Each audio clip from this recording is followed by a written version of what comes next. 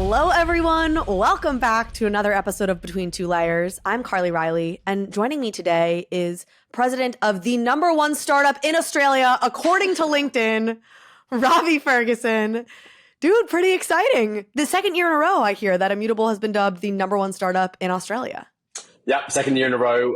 Huge shout out to the team. I think this is a lot of work by everyone. Also our talent team in terms of the people we've brought in over the last 2 years, but obviously really exciting. And I know the company was internally very jazzed. Yeah, it's such a testament to the folks you've been recruiting onto your side, the partnerships you've been forming. I mean, in a bear market, when the mainstream absolutely hates our industry, it's pretty exciting to see a pretty mainstream tech company acknowledging your presence in such a big way. Yeah, I would actually add on to that. Part of the reason we put such an emphasis on internal transparency and internal culture and making sure it's an excellent place to work is right now, I know from speaking to a number of friends running other companies in the space, it's extremely challenging to be building a Web3 company right now. It's extremely challenging to be recruiting new talent in. I mean, there's, especially in the US, the regulatory environment is very stifling. You have prices moving sideways. There's certainly not when everyone's pouring in from every other industry, as was in the peak of the last bull market. And I think it's actually more important than ever to keep transparency, keep culture, and keep very clear strategies throughout these parts. So I was actually really thrilled because we had some of our best engagement scores ever in the company. An ENPS of an engagement score of 81, which was up massively from our last one. I know that may not mean much to people watching this, but we're really thrilled with, I think, how internally things are going on the engagement side. It's obviously always something we have to focus on, but I think during this market, it's something we're really proud of. Yeah, that makes complete sense. I mean, I feel like morale is low, so you've got to keep the company spirits high so that outside morale doesn't start to seep in. Well, we have a great show today. I'm going to tell you a little bit. We're going to talk about news, some hot topics from the last couple of months in crypto. We are going to have our community spotlight where we take a question from you or a couple of questions perhaps. And then I dove deep with the team at Metalcore, which is in private beta right now. If you end up as excited about this project as I was after having this conversation, you can go to metalcore.gg and join their closed beta. We're going to talk about it a little bit here as well, Robbie, before we hear from the team over there. And then, of course, we're going to have our final thoughts with you. Very excited to dive into what you're thinking about these days. First up, let's dive into some news. We were getting at the macro sort of general bear market sentiment that's going on right now. Would love to hear a little bit more of a state of a nation from you, both on how you think folks are feeling generally, but then also you've been spending a lot of time in Asia. We've talked about Asia certainly in the past on this show, but would love to get your latest thoughts. There's been a number of conferences there. Like, where do you feel like things stand right now in the Asian market? Yeah, so let me share how I feel the overall market is going, and then particularly gaming in Asia, which I actually think is very different from maybe broader DeFi or the space. So I think overall the space is very much in a crab market today. You have this trough of disillusionment, which inevitably comes every few years based on the crypto cycle. I think there's two interesting things I've noticed about this one. One is it feels much more active in terms of developers than ever. The sheer number of, say, games building in the space has basically not slowed down despite massive amounts of capital sort of no longer being there. We're still seeing early stage deals occur, but you're not having the giant deals of 2021, which to me is an incredibly positive signal.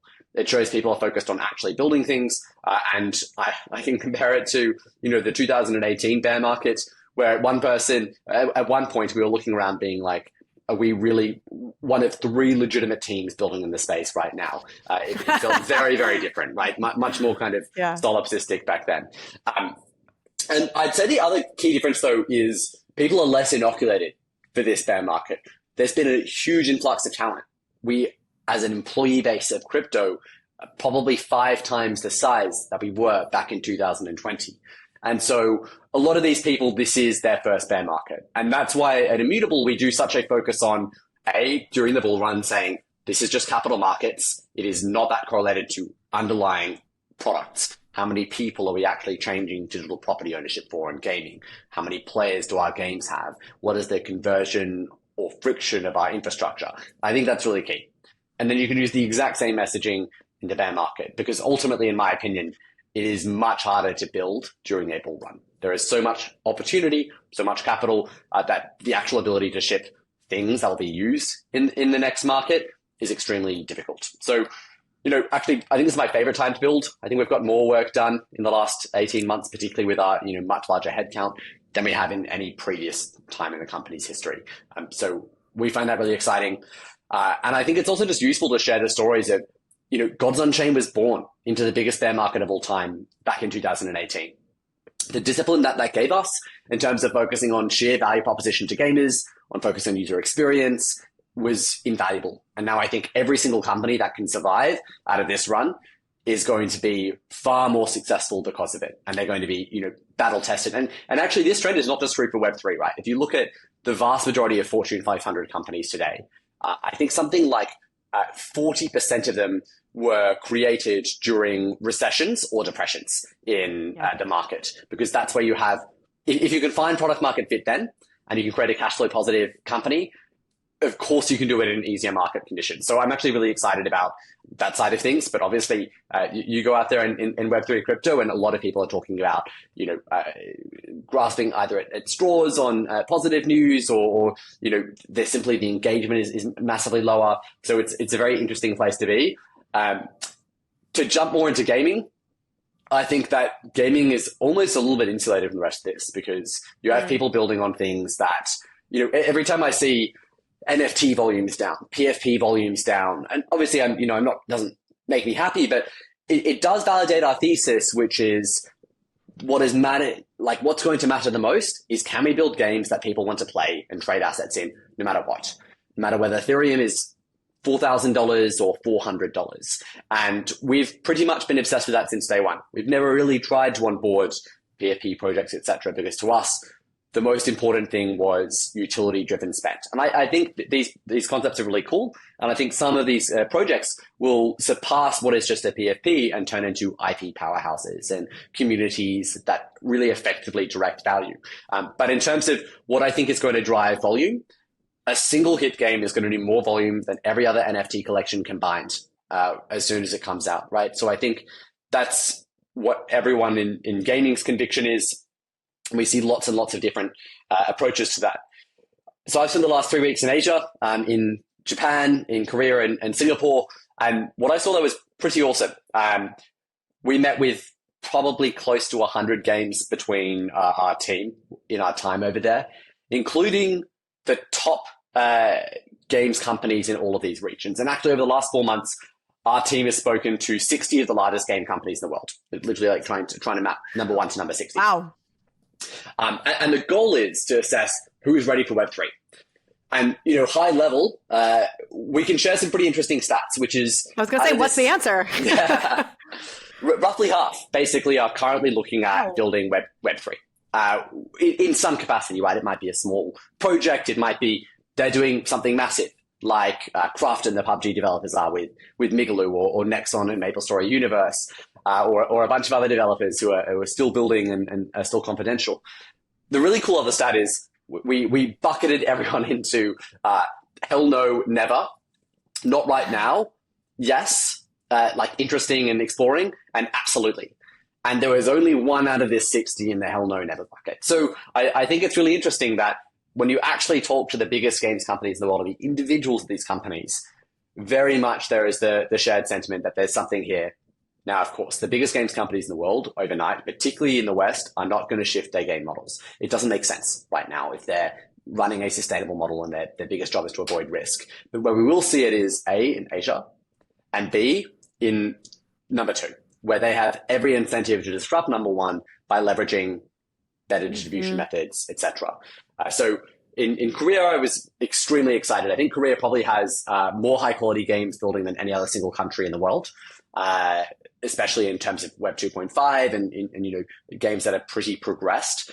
You have Nexon there building an enormous IP. You have Crafton, which is the developer of PUBG, building what they're calling this Web3 metaverse, with very similar to, say, a Roblox, but with better creator economics, called Migaloo. And the budgets on these are extremely serious. These are very large teams. So I found that really exciting. There's a number of games where we're building in career at the moment. I won't name names, but I talked to the CEO of a large VC over there who's running $500 million focused on Web3 gaming.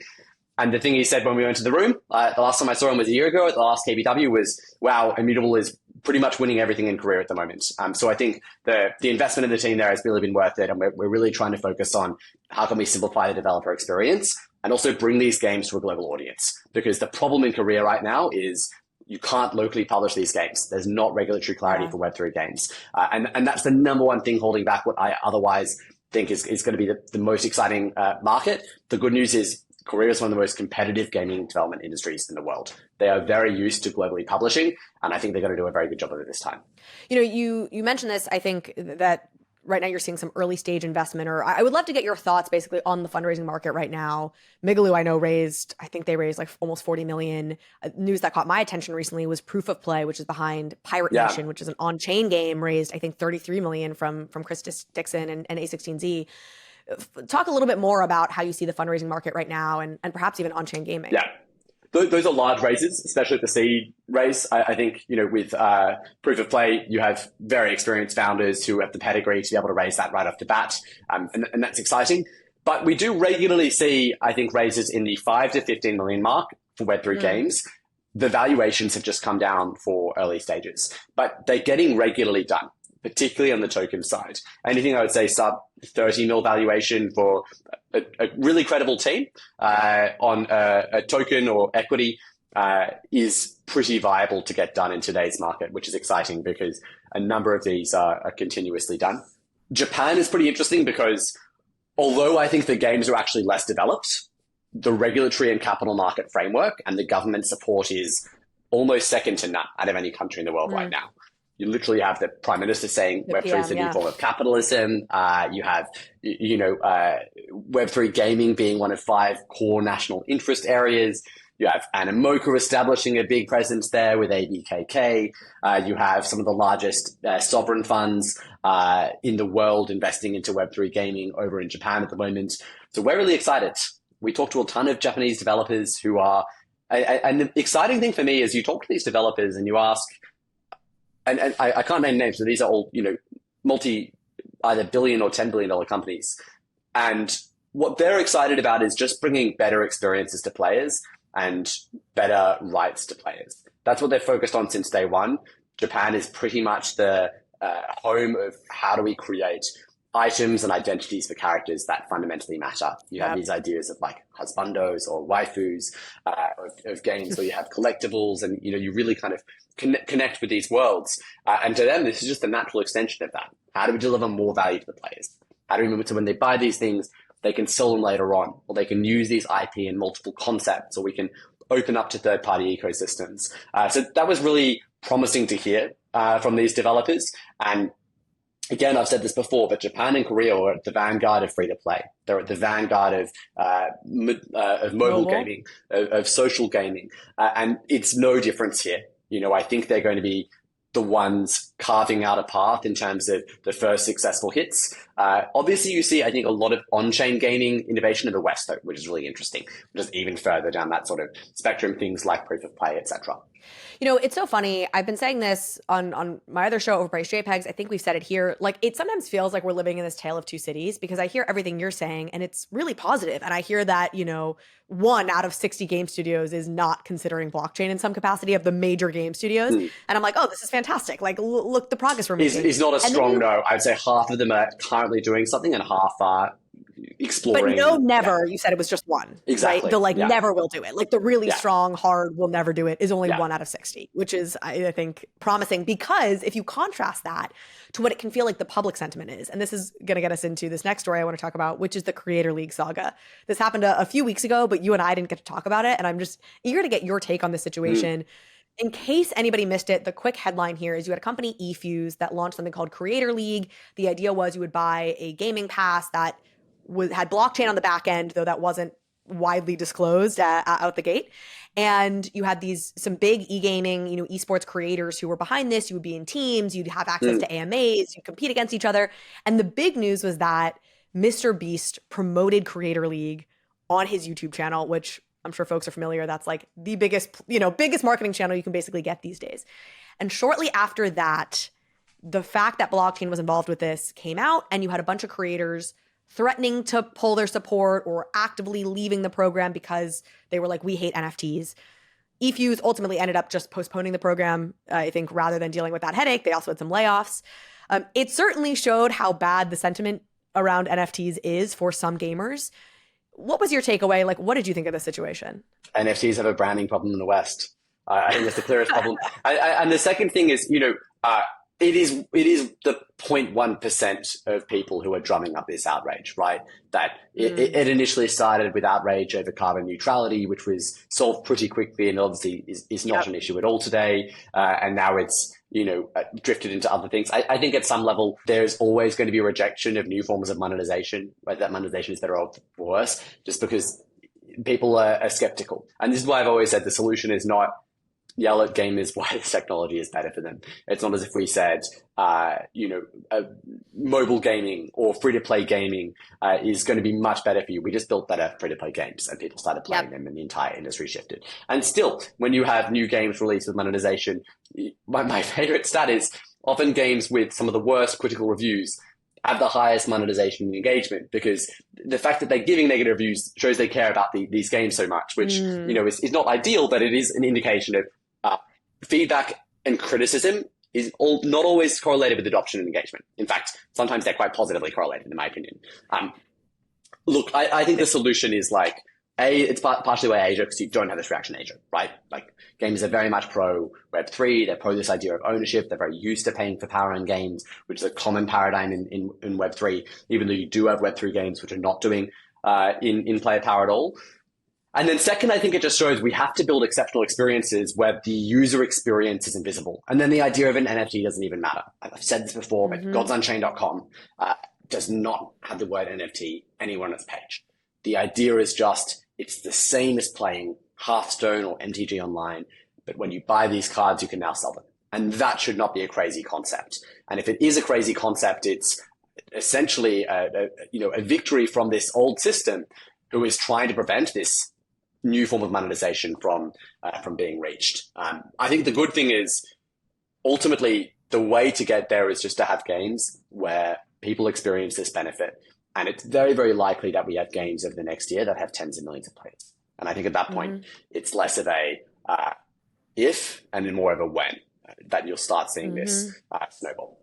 Well, speaking of games from the old world, other piece of news is CS2, Counter-Strike 2 officially launched and sort of replaced the whole back-end game engine of CSGO.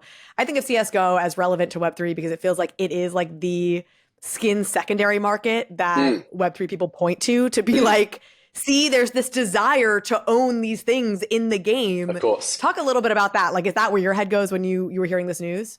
Yeah, absolutely. I think Counter-Strike is a perfect example of people want assets that they can trade. They trade them with very little ability to off-ramp them currently in CSGO, and they trade more than $10 billion in them every year. Oh my God. And the question I always ask is, well, what is that number? What does that volume go to if it's no longer restricted to just being traded on Valve's highly proprietary ecosystem? If it is instead, these assets are completely open. They've guaranteed scarcity. If you build a third-party marketplace, like Opskins did back in the day, you have guarantees around your ability for that marketplace to operate successfully in the future. And so suddenly you can have this thriving third-party ecosystem. And then what happens if you add on index funds or DeFi, or the ability to use it in collateral, or the ability to fractionalize these assets? And what happens to the volume then, which typically in centralized finance is an order of magnitude 10 times higher than the underlying secondary demand for primary assets. So I think it's a perfect example of this is a model, and we think we can make it way better.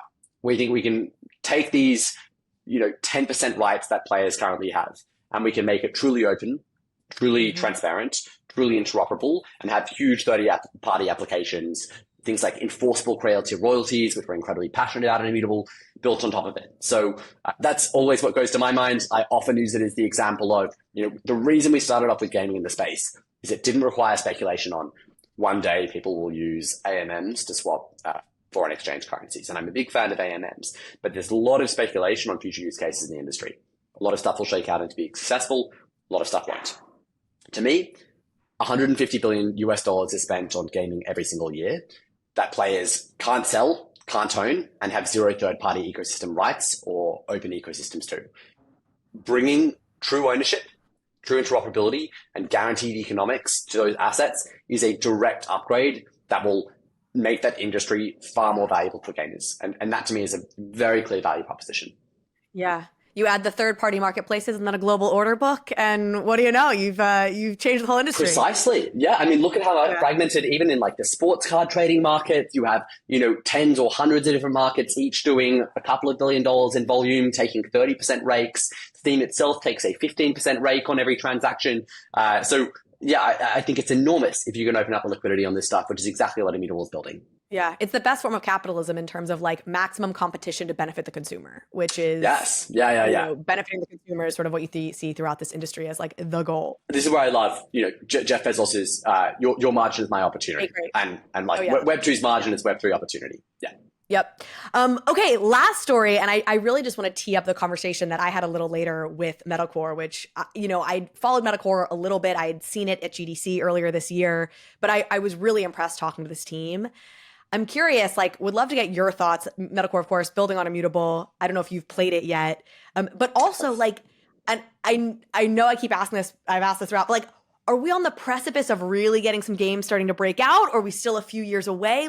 How do you put Metalcore in sort of the broader ecosystem of exciting AAA games that have that real fun element to it? So look, any great game, I think, has let's say a 20 to 30% chance of being a hit. And I define a hit here as, having something close to a million monthly active traders on the game, which I think is a definite clear. This game is successful and widely adopted, and we're breaking through to Web 2 at that point. It's not just a bunch of Web 3 people, passing the buck between themselves and saying, "How cool are we?" Said in the nicest possible way. And I think it is pretty clear that if a good game has a rough probability of around 20%, there's something like 50 good games going live over the next 12 months. 2024 is going to be the year that all the games that have been funded over the past 2 to 3 years start to go live. And also the infrastructure is finally there for them to be able to acquire Web2 customers. You have Passport, which converts multiples better than normal wallets for acquiring everyday customers. You have seamless infrastructure for not only throughput, but also for transactions.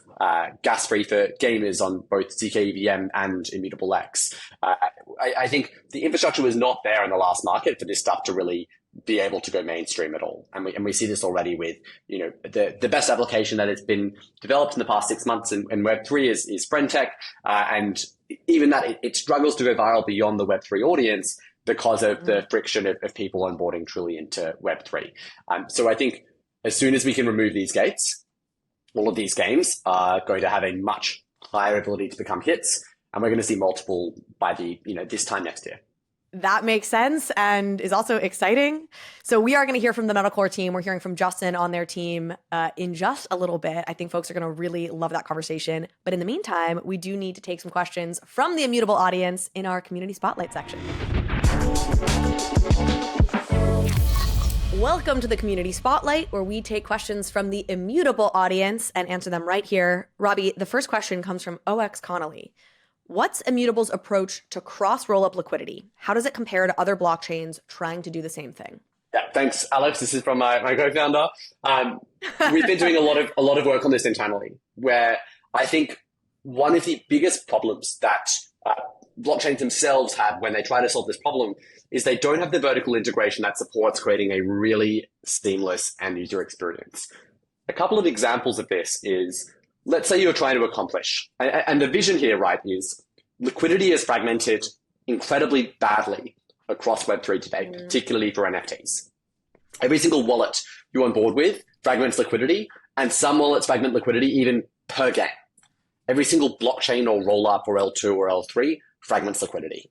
If you deposit funds on one, you can't necessarily use those to directly buy an asset listed on another.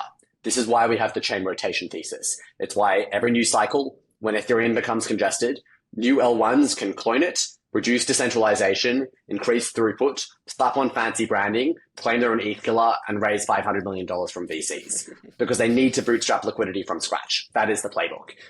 The difference about the next cycle is we've now solved L2s scaling on Ethereum, but we haven't yet solved how do we resolve liquidity fragmentation for them.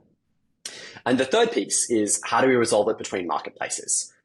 Immutable's strategy under the hood makes this incredibly easy for game developers to build, incredibly easy for customers to consume goods and trade, but also resolve liquidity fragmentation by partnering and by creating this unified vertical integration. Because otherwise, at the end of the day, we're creating lots of tiny little islands rather than one giant pool of liquidity that everyone can tap into.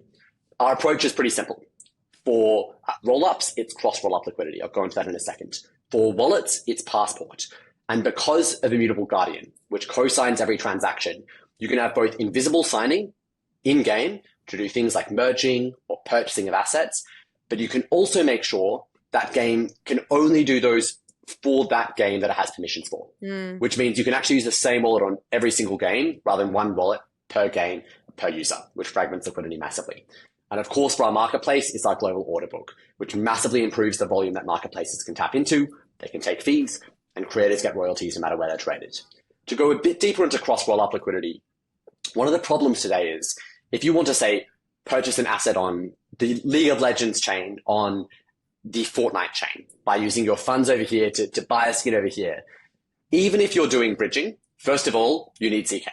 You have instant finality. The problem with things like optimism is the fraud proofs take a long time. Although you could do some magic around bridging, it's ultimately very difficult with NFTs because it's a unique asset. So it's really an NFT specific problem. The second one, though, is even if you're bridging on zk with instant finality, you have this problem of, well, someone can just front run your trade and buy the asset over here. Because of the global order book, we can do things like make sure that as soon as you bid, bids are locked down, or the ability to sell is locked down on this asset for a period of time. So you can create completely atomic transactions across an infinite number of rollups, which means you can purchase any asset with any source of funds from any wallet in any marketplace or trading context. And this, to be very real, is one of the most powerful economic inventions ever. You have trustless metadata and the trustless ability to trade value in this giant liquidity engine where it can be traded anywhere. It will revolutionize not just gaming, but pretty much everything else. There's a reason they use these convergent order books in finance. It's because liquidity is the most important thing. And that's for fundable stuff, where it's pretty cheap or easy to arbitrage and move stuff around and make prices the same. For NFTs, the problem is way worse. That's why you have so many fragmented trading experiences and the rakes are so high. If we can solve this problem, we create enforceable royalties and economic primitives for everyone, and we create far higher volume that every single party can tap into. So I'm really passionate about this and excited about this, and for us to be rolling this out in stages. Obviously, global order book, Passport, checkout already live today, things like cross-rollup liquidity coming 2024. This comes from Altcoin Pleb. What is the ETA for a Web3 immutable system that requires zero key wallet knowledge for new gamer onboarding? 3 months ago. When we launched Passport. So you can use it. You can search DevHub Immutable. I think it's live in Guild of Guardians today. We have over 120 games building on Passport internally, just to give you a context as well. Awesome. That's it for our community spotlight. Now enjoy this conversation I had with Justin from the team over at Metalcore. Joining me now is Jerry. He is the business development manager at Studio 369, which is the developer behind Metalcore. Metalcore is a game I'm super excited about. It is about to go into a closed beta, so folks can go to metalcore.gg now to pre-register for the beta. Everybody who pre-registers will get a free vehicle to play in the game. So if you listen to this conversation and you're as excited as we are, definitely go to metalcore.gg, check it out. I remember y'all coming out of GDC, the Game Developers Conference in, I guess, March of this year. Metalcore felt like it was really getting attention, not just from the Web3 community, but from like mainstream gaming places and outlets. So really excited to have you on, Jerry. Thank you for being here. Yeah, thanks for having me on. Yeah, GDC was awesome. It was really like a cool kind of re-coming out moment for us. You know, we'd done some cool things before that, but GDC was one of the first times like felt like, you know, we were received like just super positively, like both sides of the gaming, you know, sphere, which I'm sure we'll talk about. But it's also a little nerve-wracking to be like this torchbearer for Web3. But I mean, yeah, as people have learned recently, I think certainly I give you a lot of credit for that. Let's give folks some context here. So, what has been the journey for Studio 369? Making the decision to move into Web3 and incorporating blockchain into the games you're making. Yeah, really, Studio 369, even since before my time here, has just been like a really strong studio who's worked on, a ton of different games and different platforms. We have like some VR titles out there. We did a lot of work for like Lord of the Rings, Shadows of Moria that's coming out. But, for a title that, we're taking on when Metalcore was conceptualized, it's, was first thought of, probably 15, 20 years ago when some of the first Mech Warrior games were coming out. Our team has a ton of background in like mech-based combat games, right? And so these guys thought of this game a long time ago. But it was just, how do you do it, right? The landscape wasn't really right for it. There's so many other technical limitations. And as Web3 started to kind of emerge and be, a piece of technology that you can leverage to increase the gameplay experience, it was kind of a natural fit. And there's a lot of excitement, studio-wide to make the jump into Web3. I think you've talked to a lot of like traditional game developers, and people are either they don't care, or they're kind of curious, or they've like jumped in. There's from the developer standpoint, I don't see like a ton of hatred for like Web3. It's indifference or like tepid curiosity, right?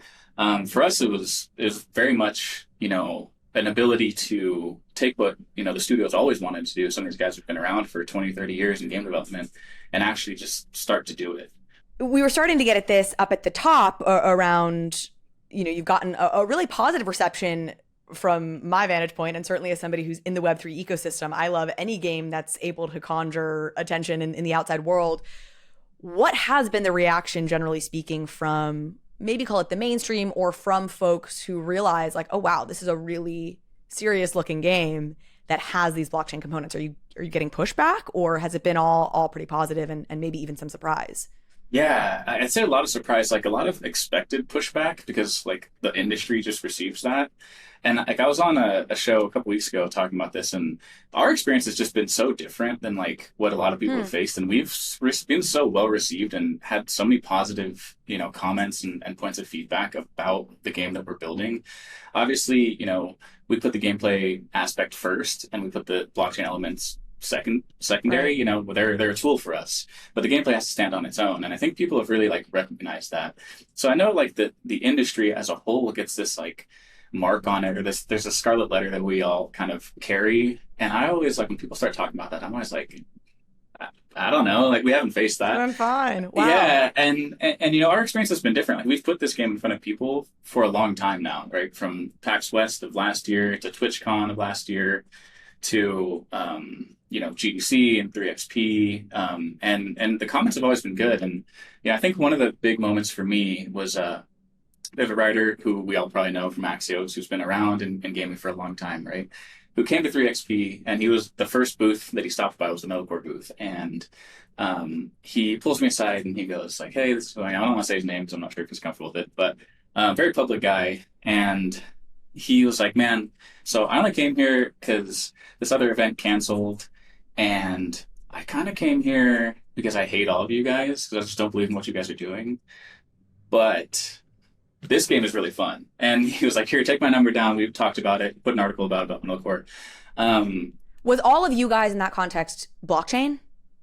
Yeah, no, I was super upfront with him. I told him. No, like, but hey, I'm saying like when he was saying I hate all of you guys, did he mean I hate all of you guys as in NFT games? He didn't mean like games in general. He meant like no, NFT he loves games. Yeah, he just doesn't. Okay. Yeah, he's made a career off writing about games, but he just doesn't want to see NFTs in the game. And so, as I was kind of discussing like what our path is and what the implementations look like for us, along with the gameplay that he played, we showed off our prologue, which is this really high level intro to the game.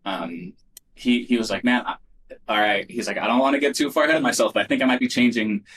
And it was because, the gameplay stood on its own, right? It's Yeah. fun. It's fun whether there's Web3, and it's fun whether there's not, right? It's whether it's not in there. So That is so encouraging. And what's striking to me is even as I'm like on your website and things, like you're using the term NFT. It's funny. I think we had this shift as an industry when people started to really hate us, where we're like, you have to not use the term NFT and we need to abstract it all away totally.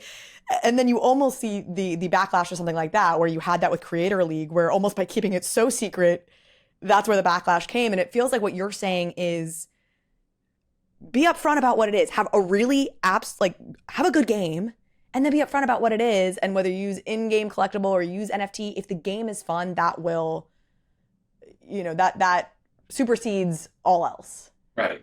Yeah, I mean, we are what we are, and the items are what they are, right? And you can call them digital collectibles. I mean, you're just one degree of separation away from being an NFT, right? So, we might be wrong for that. I don't know. Like, we haven't really gotten. Sounds like you're not. You're like, we haven't gotten a lot of hate, and every other gamer who mentions NFTs is like, all I get is hate. Yeah. And I mean, they are what they are. People aren't dumb, right? If they found out what they are in Creator League, they're going to find out what they are in our game, right? So I don't see any reason to hide from things or shy away from things. Maybe we've toned it back. We probably have, we definitely have, we don't really say NFT as much as we used to. And that's an industry thing, right? But, they are what they are. It's a piece of technology. It's not it's not a bad word, right? Nobody's going to bleep it out. It's a piece of technology for us.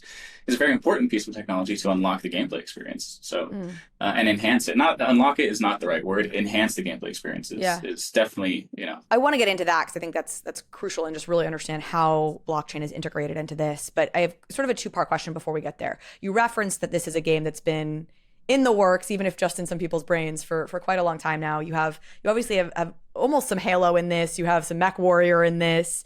I'm curious, what the inspirations were for this game, and what you're really drawing on, or the team, obviously. And then part B of that is, it sounds like there has been technical advancements. Maybe that's simply the blockchain, but some things that made now the right time for this game to actually be made, as opposed to a decade ago or whatever you said when it was first ideated. And so I'm curious what those changes have been. So I guess, I asked, I talk a lot with our director of design, this guy named Chainsaw. Don't know how he got the name. He still hasn't told me the story, but, you don't want to know that story, man. Let me tell you, you're better off. He's got a giant beard too. He's definitely you don't want to ask sometimes, right? Yeah. So he's the director of design here. And he was super inspired by Warhammer 40K, tabletop, this, game called Killer Queen, which is this obscure kind of game. I don't know if people have played it. But Planet Side, Titanfall, are all kind of games that you look at and you think man, those games are so cool. How do we do this in a better way, right? Yeah, I always like to look at I used to play World of Warcraft all the time. Back in the days. I mean, up still to this day, I'm still embarrassed to admit it. But there used to be this mode called Alterac Valley, right? Which is you capture this point and it helps you kind of capture point B. You capture point A, it's easier to capture point B, right? So any kind of game that you look at that's about territory control or kind of faction-based dominance, right? You can make a direct line of inspiration from us to them. As far as what could you not do then, but that you can do now. With NFTs, right? People think of them as these static things, right? And NFTs are anything but that. They're incredibly dynamic, and you can do a lot with that just piece of technology, right? And so, I think that the thing that I love to kind of just play these mind games with when I think about the game is, what does a mech look like today, and what will it look like for somebody who's played the game for 2 years, who's unlocked a ton of things, who's customized a ton of different things, right? And, through skill or just time spent in the game, are they able to kind of switch up their mech or change their mech? And it thus changed the course of a battle. And when you're in a game that's all about territory control, changing a battle is huge, right? Because that might mean you own this piece of the map now. And so, I think, games are just getting more and more dynamic and more and more kind of have the ability to change in real time, right? And we've built a game that's all about that. It's all about territory control and dominance. Yeah, and NFTs being a responsive piece of art almost, right? Like there's the artistic component of something you own, but then to your point, like it's programmable, right? It can respond to you, it can respond to its environment, it can evolve as actions you take in the game evolve. And that is a really interesting component to add into any game. So let's give people a direct, let's talk directly about what Metalcore is for anybody who maybe doesn't know. We've been kind of talking around it here. Just lay out TLDR, basic gameplay, basic story. What are we talking about here?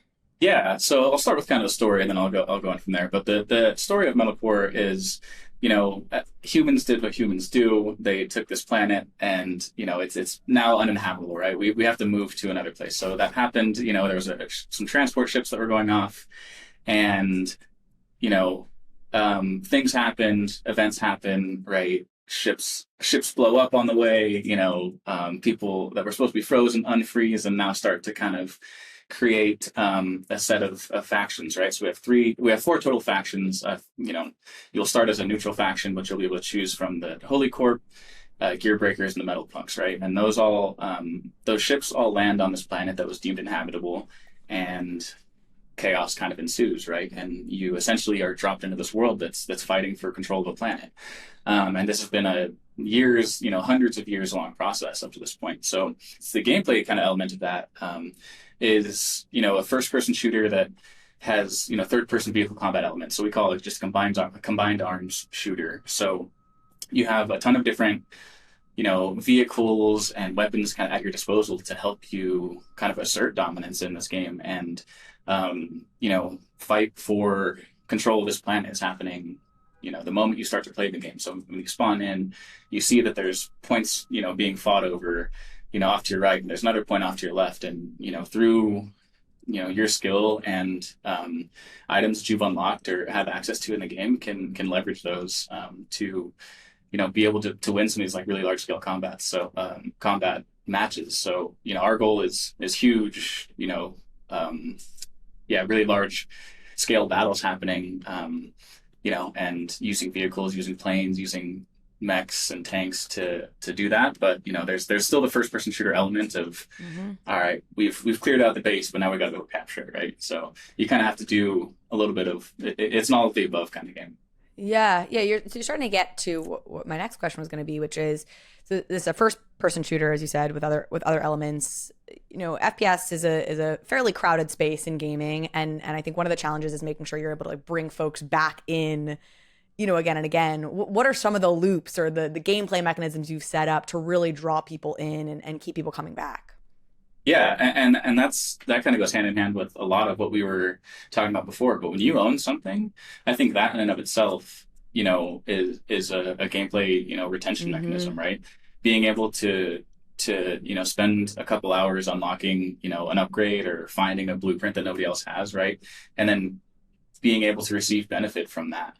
It's one of the first times probably the first time ever in gaming that like bi-directional gain has been openly embraced in a game. Like we all used to buy and sell Warcraft gold, right? But you weren't really supposed to do it. Yeah, you were on a black market doing that.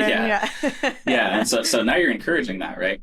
I think we differentiate a lot from just other FPS games, right? Obviously, battle royales are super hot right now. We're not really trying to do anything in that realm. We are, our gameplay loop is just totally different. And that's why, there's mechs involved. That's why there's, multiple, methods of skinning the cat, right? Whether that's like, I'm big on the planes in the game. Mechs are cool, but I'm a big plane guy. And so, you kind of have something there when you're talking about PvP for everybody, right?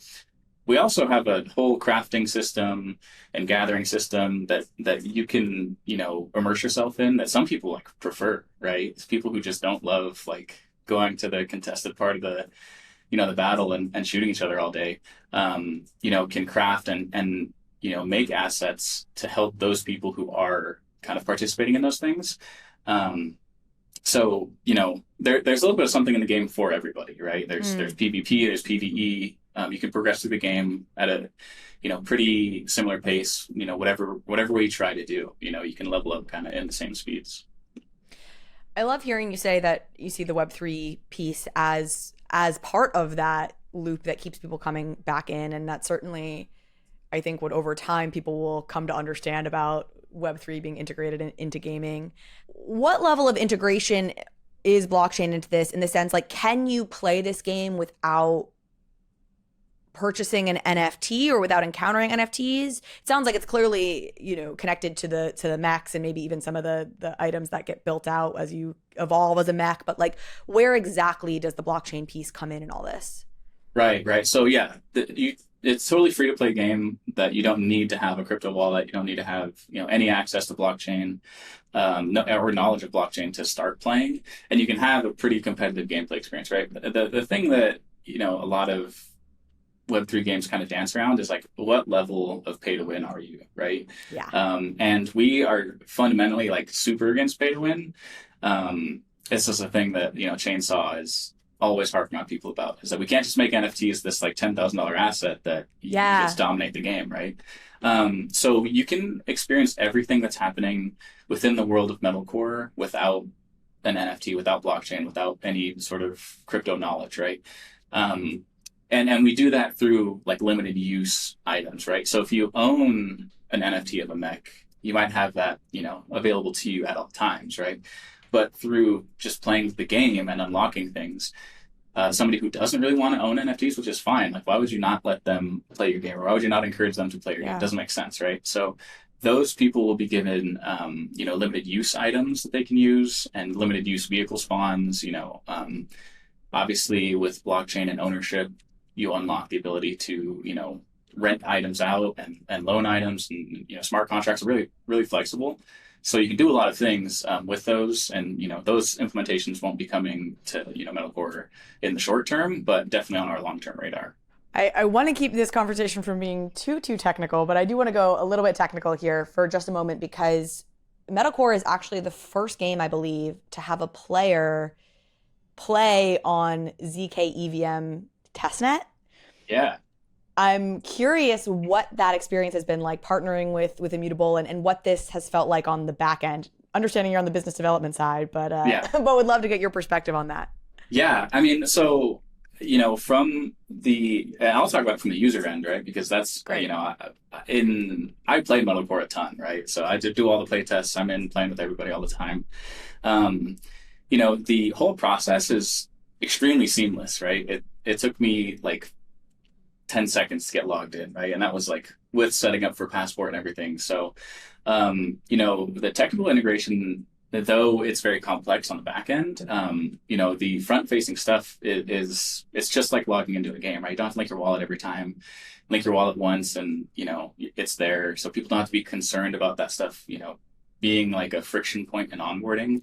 Right. Like I said, I signed up to and linked my wallet and did all that stuff in the time it took me to like get started on Madden. You know what I mean? So, it's very light in the complexities, and and so far on testnet, everything's been great. And as far as like zkEVM and all of our implementations go, we're expecting all that stuff to go off without a hitch, and really be the same experience that we're all feeling right now in testing. I'm curious what you feel like you've seen, what has been beneficial or what's helpful about using zkEVM in this game. Yeah, I think when you look at just blockchain, right, it's kind of bloated and it's kind of slow. I mean, it's fast, for some things, but when you're doing something like playing a game, right, it's a little slow for what we want to do. zkEVM solves a lot of that stuff, right? It's fast, it's cheap, right? Even when you're looking at a transaction of like a few cents, like if you're doing that multiple times through a gaming session, like it's just never going to feel good for somebody. So, it's really fast, it's cheap, it's easy to use.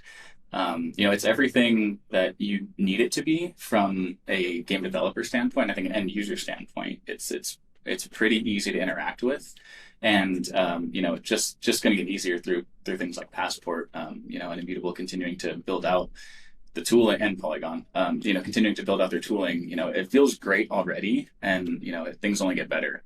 Bringing us back in some ways to something we were talking about at the top of the show, which is balancing how much do you talk about NFTs and blockchain being a part of this, or how much don't you? How has your approach to marketing looked? Are you really focusing on the mainstream? How have you thought about going to market with this?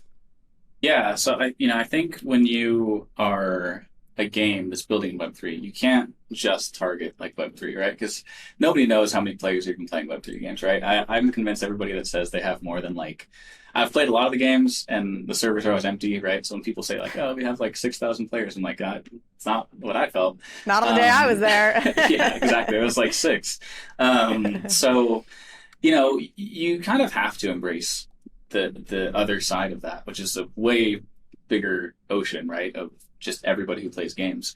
And our way of doing that has been obviously let's take the game to where the gamers are at, right? And especially in these like early steps, PAX West, TwitchCon, 3XP, NFT NYC, did Comic-Con, and just did Gamescom, which is an activation that came through.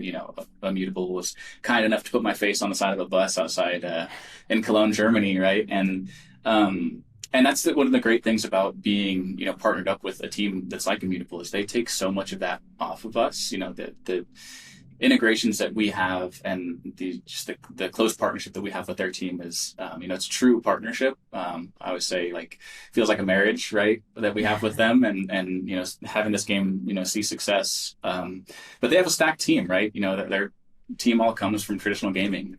Tons of people who used to be at EA and Riot and who've, put out some of the biggest games that, we all play today. We'll all play tonight, right? So they're able to help us out in pretty significant ways with that and make sure this game's really buttoned up for when we start to, scale up the users.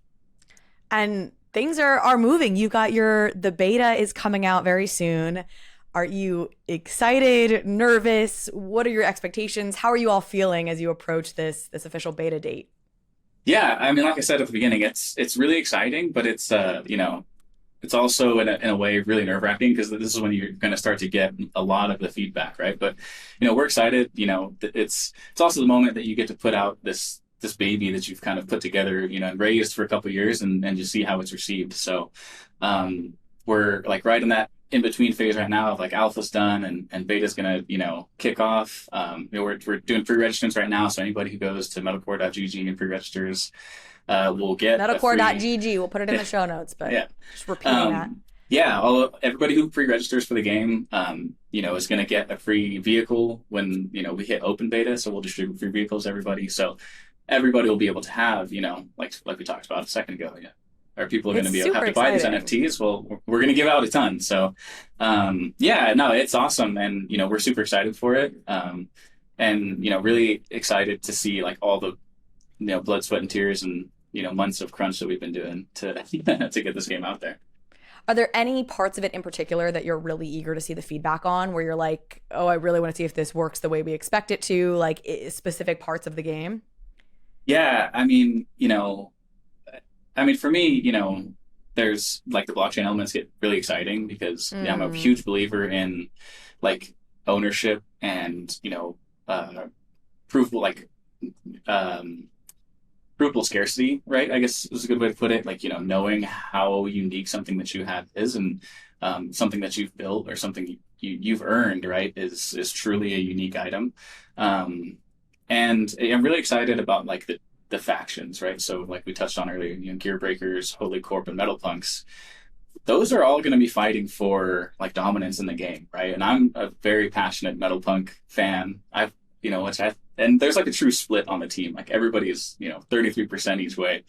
And, I think when you have a story that people really resonate with and want to drive that, to faction wins, it really excites me. And because there's a lot of ways that I see Metalcore having these moments of like overnight growth, right? Where you go to sleep and, Metal Punks are winning, but you wake up and people who are playing overseas have kind of taken back what you earned or like what you gained on the map and then some, right? And so, those things like really excite me for the game. And, I also feel like I'm the best pilot in the game. And so proving that is pretty exciting. Oh, you're ready to get that tested, to really test that and prove your strength. That's awesome. Yeah.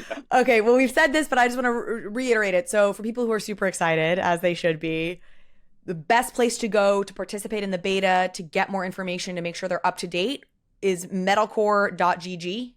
Metalcore.gg. Yeah. All you have to do is put in the email. You'll get a free vehicle. There's 3 vehicles that are on there. You'll get one of those 3. Should folks follow on social? I mean, I think metalcore.gg is like clearly the main place to go. Are there social handles they should follow for updates and insights? Yeah. Or a YouTube page, whatever you want to, if there's anything else you want to plug. Yeah, it's all the socials are under like Play Metalcore. You can find them all on the website when you pre-register. They're all linked at the bottom. Twitter's a good place. Discord's a great place to come keep in touch and get access to the game. Ask us for keys. We're going to be locking that down relatively soon for a brief period. So only way to get keys will be kind of interacting with socials or just asking on Discord. But you also, like I said, the free vehicle is you'll be there anyway to claim that, right? So Twitter and Discord, and there's a YouTube channel too. Awesome. Jerry, thank you so much for coming on. I'm really excited to see how this plays out. And I just really appreciate the perspective y'all are bringing to this. I think you're going about it in the right way, and just excited to see what comes from here. Yeah, no, I really appreciate you saying that. And yeah, we're super excited to, be moving into this closed beta period and into open beta by the end of the year. And being one of the first, real big games that comes out in the Web3 space that's starting to, do that mass onboarding of players. So yeah, we're super excited and hope to see everybody out there on the battlefield.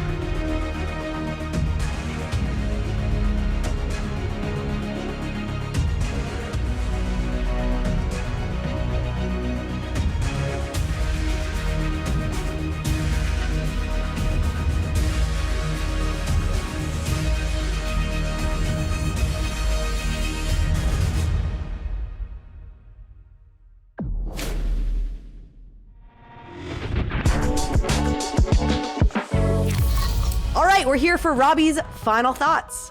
Awesome.